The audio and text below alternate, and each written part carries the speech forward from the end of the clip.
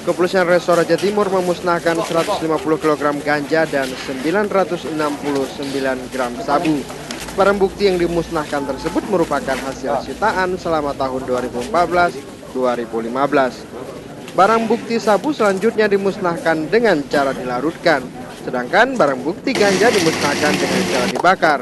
Sejumlah tersangka juga dihadirkan dalam prosesi pemusnahan tersebut. Menurut Kapolres Aceh Timur AKBP Henry Budiman, kasus narkoba yang ditangani Polres Aceh Timur terjadi peningkatan dari tahun ke tahun. Pada tahun 2013 lalu, jumlah tindak pidana penyalahgunaan narkotika hanya 111 kasus. Pada tahun 2014 terdapat 96 kasus, dan sejak Januari hingga November 2015 terdapat 121 kasus. Dari Aceh Timur, Syed Maulana melaporkan untuk Aceh Video.